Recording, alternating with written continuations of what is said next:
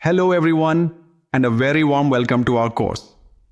If you've ever wondered how massive, complex projects stay on budget or how companies decide which ventures are worth pursuing, you've come to the right place. Let's begin our journey with the foundations of cost engineering. Our primary objective is to give you a robust understanding of where costs come from and how they are managed. This lecture will set the stage for the broader disciplines of project controls and project management, giving you the fundamental vocabulary and concepts you need to succeed. Building on that, it's essential to recognize that understanding cost elements is truly the bedrock of cost engineering and management profession. Think of it like a chef needing to know their ingredients before they can create a masterpiece. All the critical activities you'll perform, from estimating a project's budget to controlling its expenses, start with a solid grasp of these basic cost components. Ultimately, this knowledge is what empowers you to make smart, informed decisions that can make or break a project's success. Finally, it's important to know that this isn't a field without guidance. It is governed by professional standards and organizations. A key player you'll hear about frequently is AACE International, which is a leading authority for total cost management and the practice of cost engineering. Their frameworks provide the standards and best practices we'll be exploring throughout this course. Now, let's dive in and define what a cost engineer actually does. So, what exactly is a cost engineer and what role do they play? Let's clarify their position in the project world. First and foremost, a cost engineer is a professional who focuses on the business and financial aspects of projects. While other engineers might focus on technical design or construction methods, the cost engineer is concerned with the economic viability and financial performance of the project. Their primary function is to meticulously plan, estimate, and control project costs to ensure the project meets its financial targets. Now, this role doesn't exist in a vacuum. A cost engineer operates within the broader field of total cost management, or TCM. You will see this term a lot. TCM is defined as a systematic approach to managing costs throughout the entire life cycle of any enterprise, program, facility, project, product, or service. It's a holistic view that ensures cost is managed effectively from initial concept all the way to final disposal. Building on that, the ultimate goal of a cost engineer is to help the organization achieve its business objectives. This isn't just about saving money. It's about ensuring that projects are completed within their approved budget and, most importantly, that they deliver the intended business value. Finally, it's helpful to know that key resources are available to define the scope and practice of this profession. It provides a comprehensive overview of the roles, responsibilities, and methodologies that are central to the job. Now, let's look at the core attributes that every cost engineer must balance. Every project you will ever encounter, from building a simple website to constructing a massive power plant, involves a delicate balancing act between three core attributes. Understanding this dynamic is fundamental to your role as a cost engineer. Every single project or asset involves these three fundamental and often competing attributes. The first, and our main focus, is price, which is more accurately described as cost. This represents the total expenditure, the sum of all resources in monetary terms, required to complete the project or create the asset. The second attribute is features, which you will also hear called scope or quality. This defines what the project will deliver. It includes all the specific characteristics, the required functionality, and the specified quality level of the final product or service. The third and final attribute is schedule or time. This is simply the duration required to complete the project from start to finish. Now, here is the most important part. Cost engineering primarily focuses on managing the price attribute, but you can never do so in isolation. Your job is to manage cost in constant balance with the other two. Pushing to lower the cost might impact the features or extend the schedule, and it's your job to analyze and advise on these trade-offs.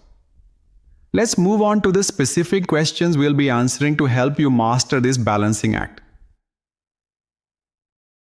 To truly master the language of cost, we need to be able to answer some very specific and fundamental questions. In this lecture, we are going to equip you with the knowledge to confidently answer 4 of them. First, we will explore what are the fundamental components of cost. We often use the word cost as a single concept, but it's actually made up of distinct parts. We're going to break down cost into its basic ingredients, just like a chemist analyzes a compound, so you know exactly what you're working with. Building on that, our second question is, how do we organize and classify these components? A random list of costs isn't very helpful. We'll explore different methods for structuring cost data, like sorting books in a library, to bring clarity and enable powerful analysis. Next, we will address how do formal systems track and report costs. It's one thing to understand cost in theory, but in practice, companies use robust systems to manage it. We will introduce the basics of cost accounting systems and how they serve as the official record for all project expenditures. And finally, we will answer the most important question of all: why is this structured information critical for project success? This is the "so what" part of our learning. We will explicitly connect the dots between well-organized cost data and the high-stakes management decisions that drive projects to a successful completion. By the end, you will see why this isn't just about bookkeeping, it's about strategic control. Let's be very clear about what you will walk away with today. These learning objectives are our promise to you, outlining the specific skills and knowledge you will gain by the end of this session. First, by the end of this session, you will be able to perform several key tasks. You will be able to define the primary resource categories that constitute cost. These are the fundamental building blocks of any estimate or budget, and you will be able to identify and name them confidently. Next, you will be able to differentiate between direct and indirect costs, as well as fixed and variable costs. This is a critical skill that allows you to classify any cost you encounter, which is the first step toward managing it effectively. Building on that, you will be able to compare resource-based and project-based cost structures. Specifically, you will understand the difference between a finance-focused chart of accounts, or COA, and a project-focused work breakdown structure, or WBS, and know when to use each view. Finally, and most importantly, you will be able to explain how these cost elements are applied in the real world. You will see how this foundational knowledge is put into practice in critical processes like cost estimating and long-term life cycle costing. Keep these goals in mind as we begin our deep dive, starting with the most basic question of all: what is cost?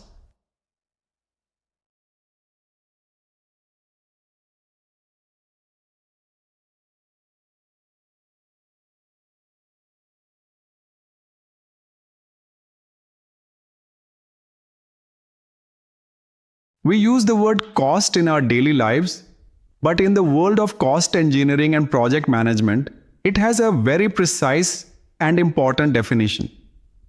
Let's make sure we are all on the same page. At its core, cost is the value of resources consumed to produce a specific activity or asset.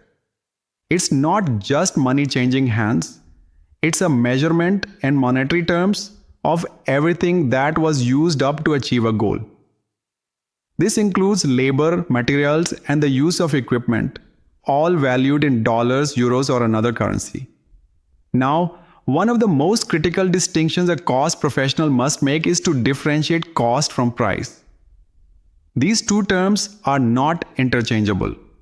Cost always refers to the expenditure incurred by the producer. Think of a car manufacturer. Their cost is the sum of all the steel, labor, and factory overhead needed to build a car. In contrast, price is the amount paid by the consumer to acquire that car. The price is what you see on the window sticker at the dealership. The difference between the producer's cost and the consumer's price is, of course, the producer's profit.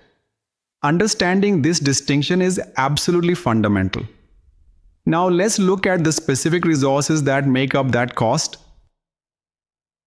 So, if cost is the value of resources consumed, what exactly are those resources? In cost engineering, we group them into 4 primary universal categories that apply to almost any project you can imagine. The first and most obvious category is labor. This represents all the human effort, both mental and physical, applied to the work. For example, this includes the wages you pay to carpenters, welders, and other craftspeople on a construction site, as well as the salaries for the project managers and engineers working in the office. Next, we have material. This category includes all the physical items that are either consumed by the project or become a permanent part of the final deliverable. Common examples include the lumber and concrete for a building, the wiring and servers for an IT installation, or any other permanent materials required to complete the work. Building on that, we have equipment. This refers to all the tools and machinery used to perform the work. It's important to note that this cost isn't just about buying equipment. It also includes the cost to own, lease, or rent it. This could be a massive crane on a high-rise project, a specialized saw for a specific task, or even the vehicles used by the project team.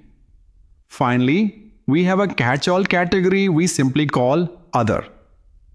This bucket is for everything that doesn't fit neatly into the first 3, such as subcontractor services, government permit fees, software licenses, or project-related travel expenses.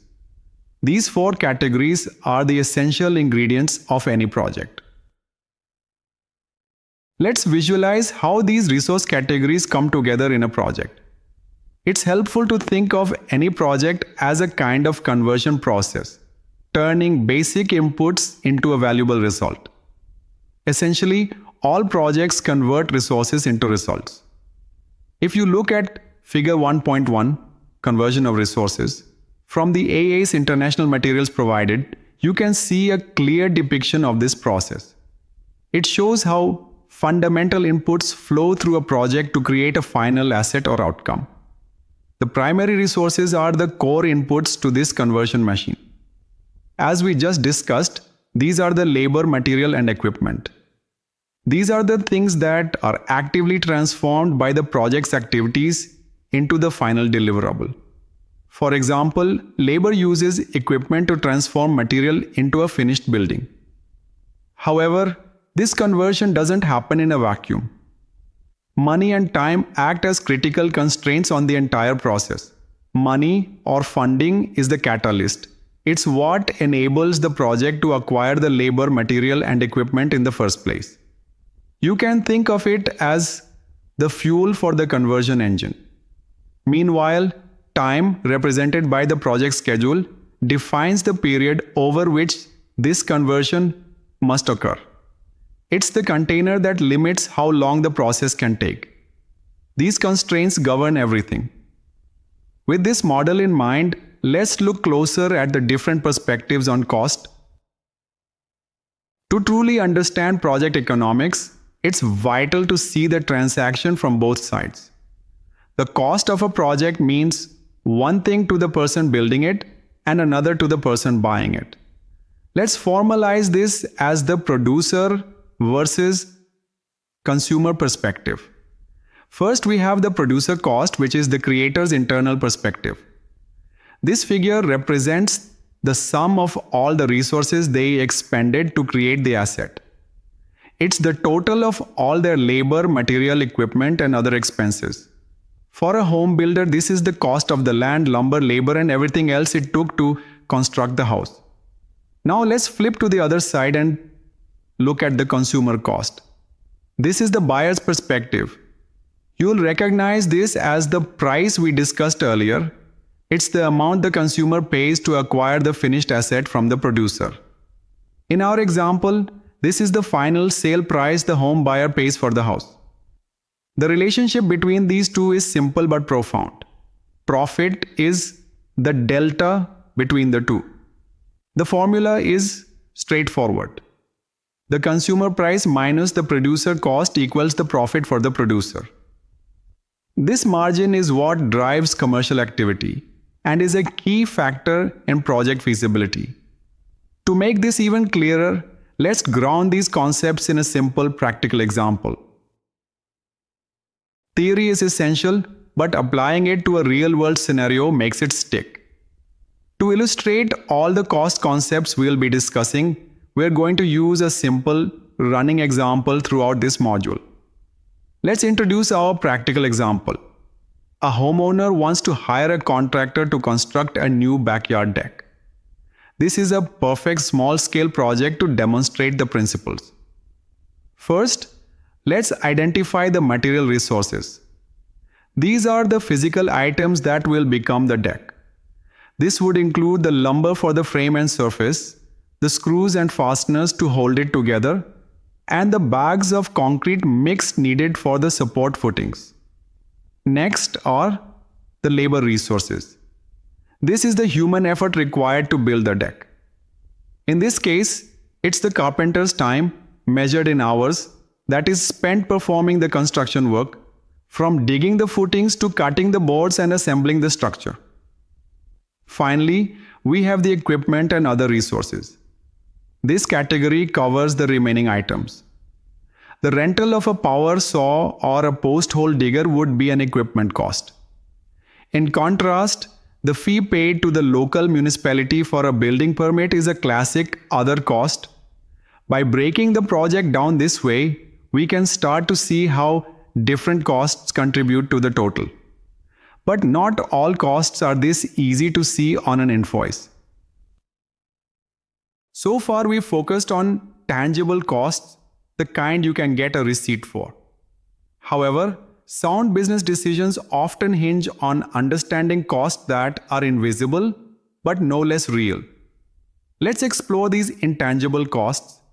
These costs are very real, but they are not easily quantified in a simple accounting entry.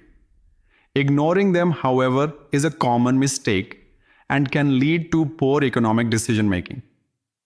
The first and perhaps most famous intangible cost is opportunity cost. This is the value of the best foregone alternative. In simpler terms, it's the benefit you lose by choosing one option over another.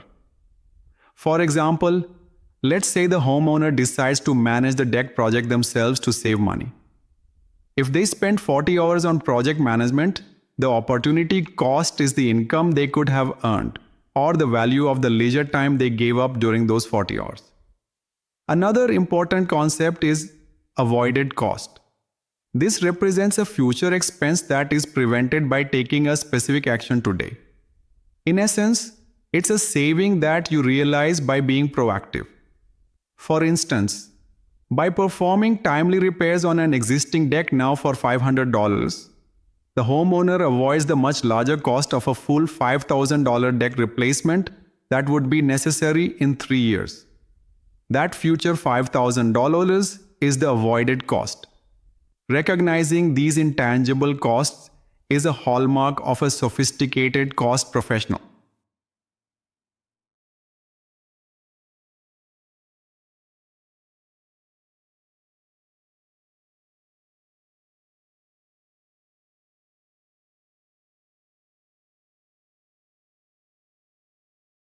Now that we can identify different types of costs, our next step is to organize them.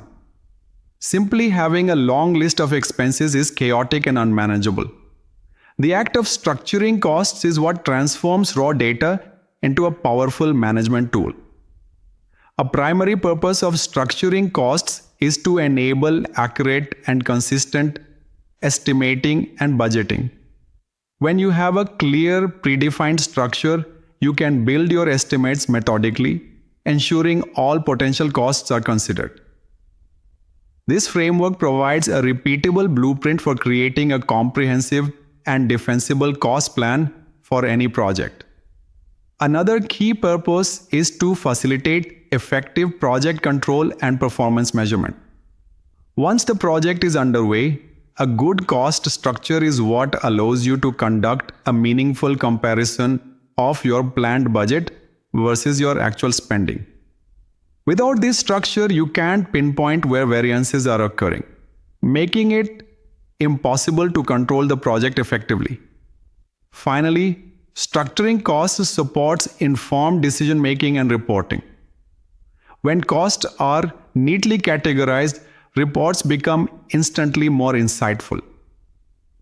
This helps managers quickly identify the main cost drivers, spot trends, and find areas for potential savings, allowing them to steer the project with confidence rather than flying blind. Now, let's dive into the most fundamental way we structure costs. One of the most powerful and common ways to classify project costs is to determine whether they are direct or indirect. This distinction is all about traceability.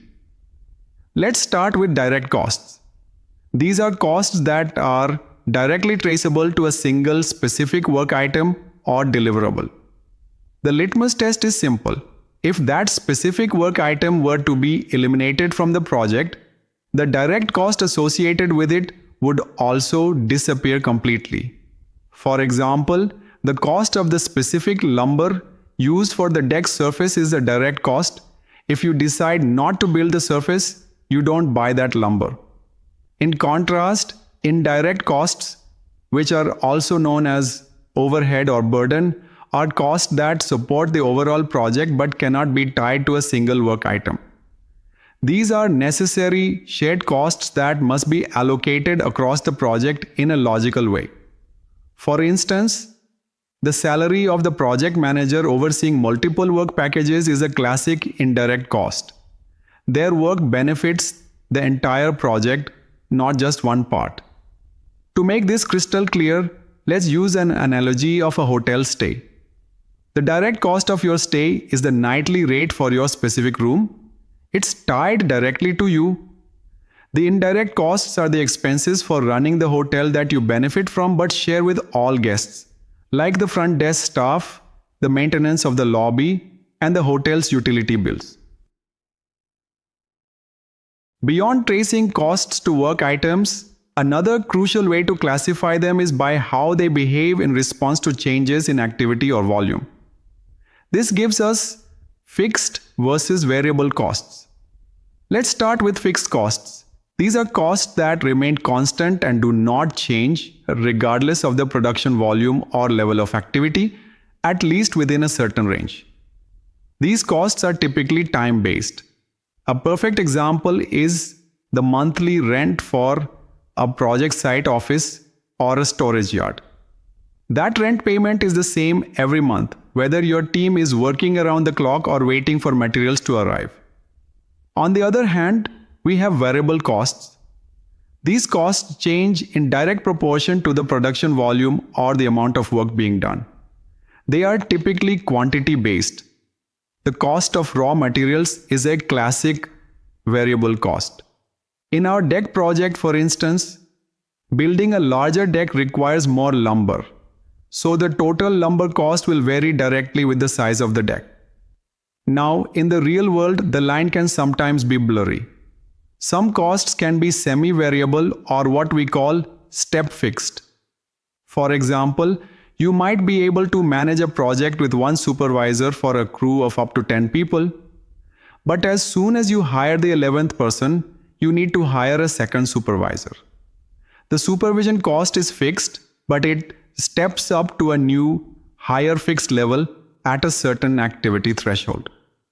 Understanding this behavior is key to forecasting.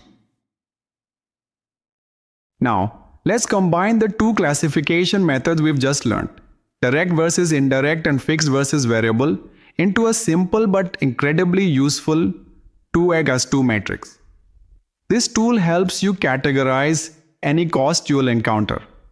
In the first quadrant, we have direct variable costs. These are costs that vary with production volume and are tied to a specific work item. This is the most common type of cost in many projects. For example, the lumber for our deck is a direct variable cost. It's for the deck specifically, and the more deck you build, the more it costs. Next, we have direct fixed costs. These are constant one-time costs that are tied to a specific work item. Think of a special piece of equipment you have to rent for a single specific task. You might pay a one-time mobilization or setup fee for that equipment. That fee is a fixed cost and it's directly attributable to that one task. Moving on, we find indirect variable costs. These costs vary with the overall project activity level, but they are not tied to any single work item. A good example is the electricity used at the job site. As work gets busier, the utility bill goes up, but you can't easily trace a specific kilowatt hour to a specific task. Finally, we have indirect fixed costs. These are constant costs that are not tied to a specific work item. They are your classic overhead.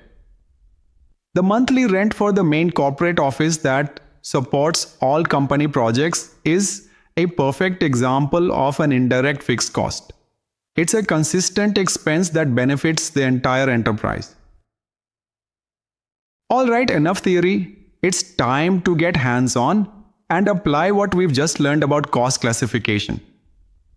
We're going to do a quick interactive exercise to test your understanding. So, it's time for you to become the cost engineer. For this activity, we will use the costs we previously identified from our simple homeowner's deck project. You'll see items like the cost of lumber, the carpenter's wages, and the building permit fee. Your task is to classify each of these costs into the 2/2 matrix we just discussed. On the screen in front of you, you will see each cost item. Your job is to drag and drop each one into what you believe is the correct quadrant: direct variable, direct fixed, indirect variable, or indirect fixed. Don't overthink it. Go with your initial judgment based on the definitions we've covered. Take a few moments to classify each item, and we'll review the answers together shortly. Good luck! Okay, time is up.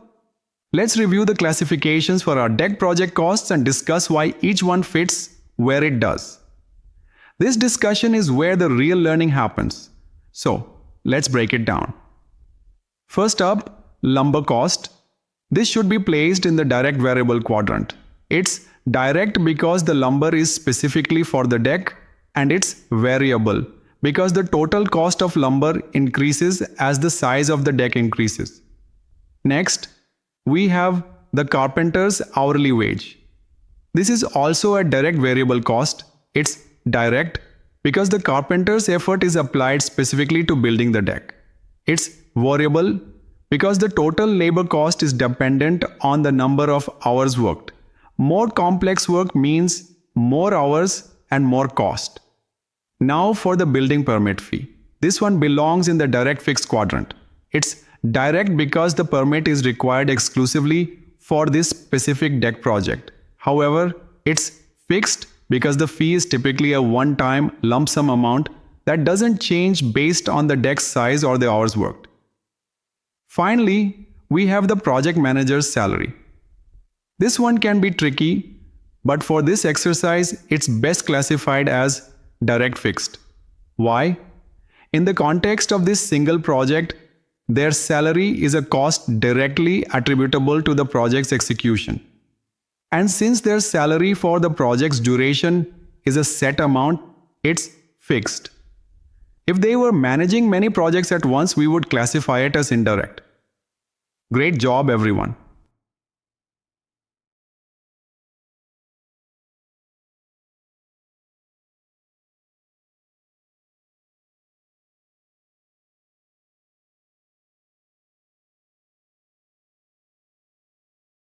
We've learned how to identify and classify costs, but how does an organization formally keep track of it all?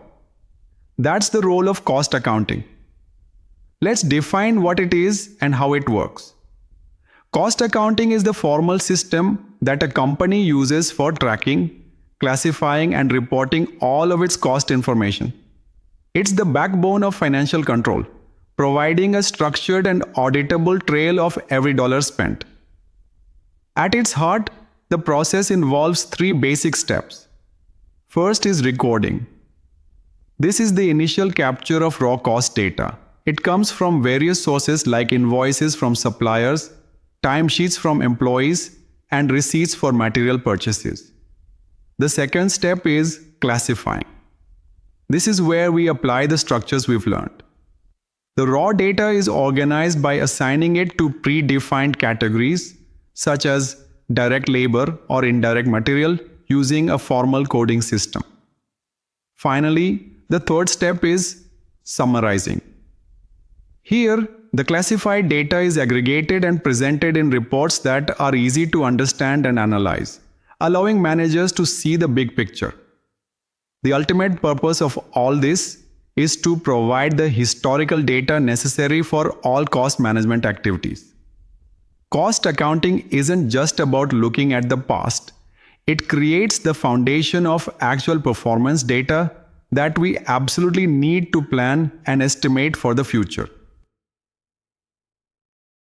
When it comes to classifying costs, there are two primary systems that organizations use, each providing a different but equally valuable perspective.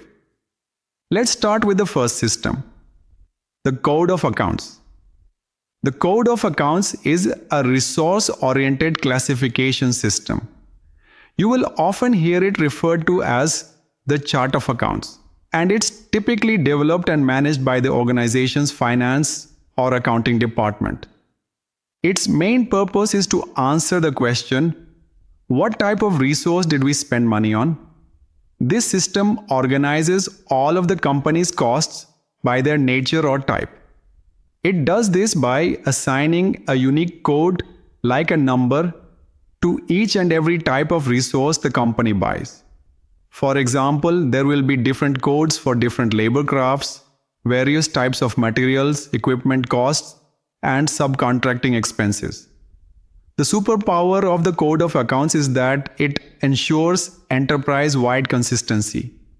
Because every department and every project across the entire company uses the exact same codes for the same types of expenses, senior management can easily track and compare similar costs across their whole portfolio, which is incredibly powerful for strategic financial planning. Let's see how this looks with our deck example. Let's apply the Code of Accounts concept to our simple deck project to see exactly how it works. We'll use the examples shown in Table 1.4 of your materials to illustrate this resource-focused view. Remember, this structure is all about answering the question, what was purchased? It doesn't care about which part of the deck the resource was used for. It only cares about the nature of the expense itself. So, let's look at some example account assignments. All of the lumber we bought for the project, whether it was for the substructure or the railings, would be collected under a single account code, something like Account 5101, which is designated for lumber as a material type. Similarly, all of the carpenter's wages would be charged to a specific labor account, like Account 5201 for carpenter labor.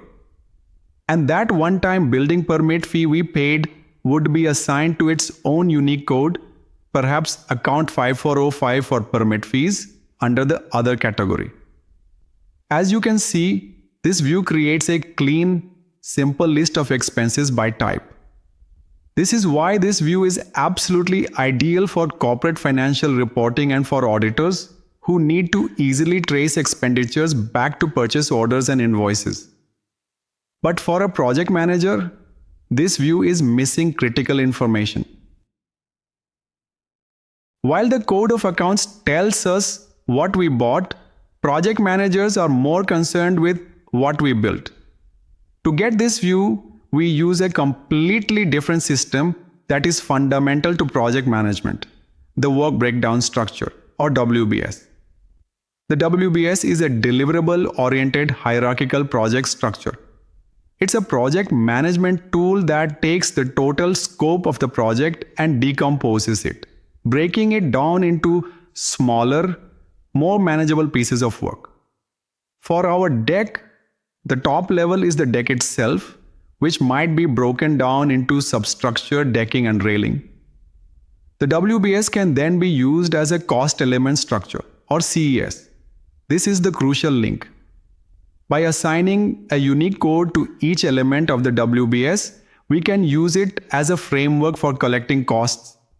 Each box in the WBS becomes a sort of cost bucket. This approach brilliantly aligns costs with the project's deliverables and its progress. It allows a project manager to answer the most important question they have. How much did it cost to produce this specific part of the project? For example, you can find out the exact cost of the substructure, which is far more useful for project control than just knowing the total amount spent on lumber. Let's compare these two views side by side. Here's where the two systems really show their different strengths. We have one project with one total cost, but we can look at it through two completely different lenses to get different insights.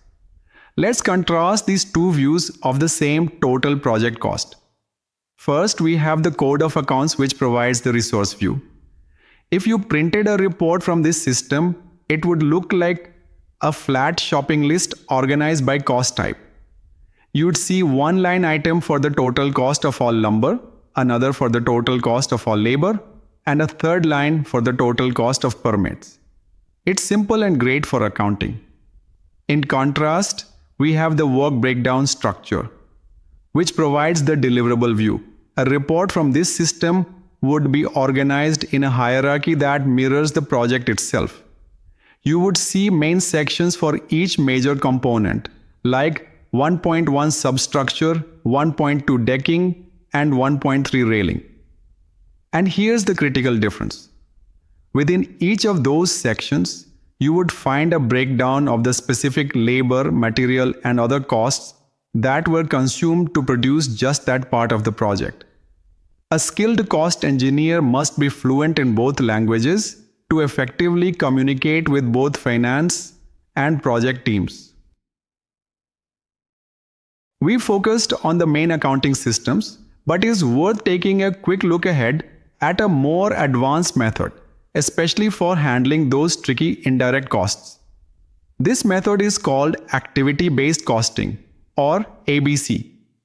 ABC is an advanced and more precise method for allocating indirect costs or overhead. Instead of using broad arbitrary percentages to spread overhead costs, ABC assigns them based on the specific activities that actually consume the resources. For example, it looks at what activities drive costs, like the number of machine setups, the number of customer service calls, or the number of quality inspections. By using these cost drivers, activity-based costing provides a much more accurate understanding of the true costs of production.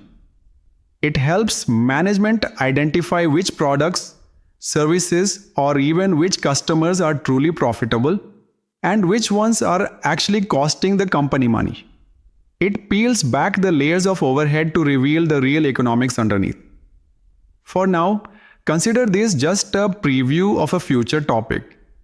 ABC is a complex and powerful methodology that requires significant effort to implement, so it is typically covered in more detail in advanced cost management courses.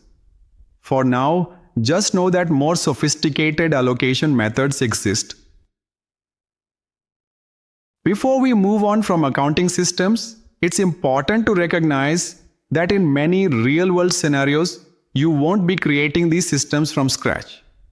Many industries and government agencies rely on highly standardized systems to ensure consistency and compliance. These standardized cost systems are used for consistency across multiple projects, companies, and even entire industries. Let's look at a couple of prominent examples of these regulatory and industry standards.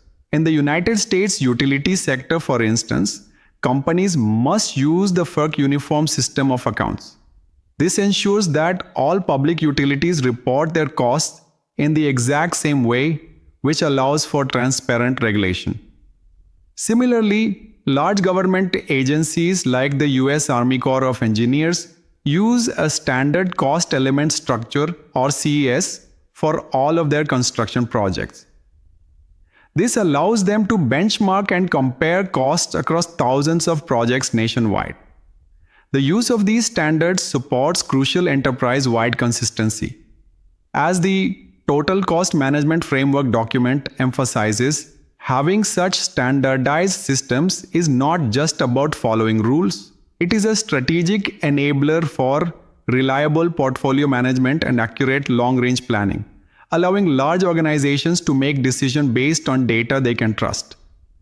Now, let's shift from accounting for cost to actively managing it.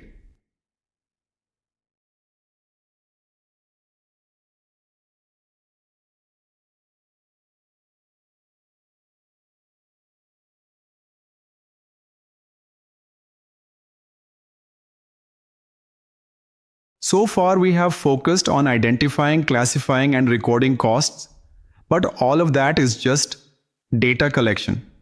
The real value comes from using that data to make decisions. This is the discipline of cost management. In essence, cost management is the active application of cost information to support and drive business decisions. It's the process of taking the data provided by the cost accounting system and using it to plan, monitor, and control projects to achieve their financial goals. In other words, cost management answers the "so what" question that cost accounting raises. If the accounting system tells you, "we spent $50,000 last month," the cost management process asks, "is that good or bad? How does it compare to our plan? What actions must we take?"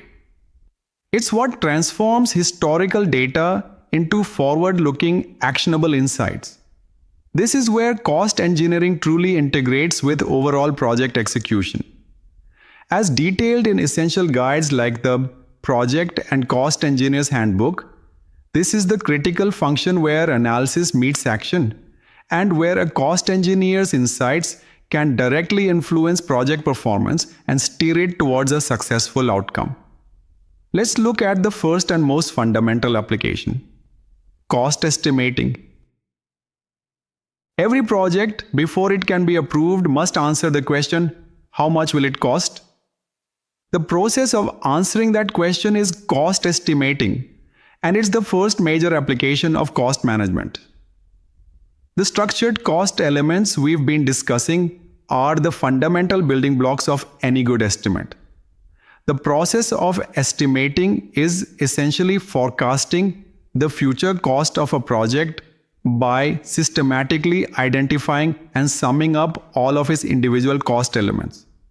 You can't create a reliable estimate without a solid understanding of these components. This process generally involves two key steps: quantifying and pricing the necessary resources. First, the estimator must determine the quantity of each resource needed for the project. For example, they will figure out that the project requires 200 labor hours of a certain craft, 500 square feet of a specific material, and 40 hours of equipment rental. Then, in the second step, they apply a unit cost to each of those quantities. They'll multiply the labor hours by a wage rate, the material area by its cost per square foot, and so on, to calculate the total estimated cost. This detailed bottom-up approach is what gives an estimate its credibility. Once a project is underway, the focus of cost management shifts from estimating to active control. This is where we use cost data for performance measurement and forecasting. This process utilizes our structured cost data for trending and control. At regular intervals, typically weekly or monthly, we compare the actual costs we have incurred against the planned budget for the work we have completed. This comparison immediately tells us if we are over or under budget and reveals performance trends over time. More powerfully, this performance data enables us to forecast both the final project outcomes. Based on how we are performing so far, we can calculate an estimate to complete, or ETC, which is our forecast of the additional cost required to finish all the remaining work. We then add our actual costs to date to this ETC to arrive at the estimate at completion, or EAC. This EAC is our new updated forecast of what the total project will cost when it's finished. The critical value of this process is that it provides an early warning of potential budget overruns. By continuously updating the EAC, a project manager can see a potential cost problem developing long before the project is complete, giving them precious time to take corrective action and get the project back on track. So far, our focus has been on managing the cost of a single project. But truly, strategic organizations think much bigger. They use a tool called life cycle costing to make decisions based on the entire life of an asset. Life cycle costing, or LCC, is a strategic tool that considers all costs over an asset's entire life, from its conception to its disposal. It forces us to move beyond just the initial project construction cost to also include the future costs of operation, maintenance, energy consumption, and eventual decommissioning. This holistic view enables much better long-term investment decisions. An asset that is cheaper to buy up front may be far more expensive to own over 20 years. LCC analysis reveals these hidden long-term costs, proving that a higher initial investment can often lead to a much lower total life cycle cost. This is why LCC is a key practice within the broader field of strategic asset management. As emphasized in the Total Cost Management Framework document, LCC is the tool that links the decisions made during a project to the long-term business value and profitability of the asset that project creates. It ensures that we are making the most economically sound choices for the business as a whole. Let's see how this applies to our deck project.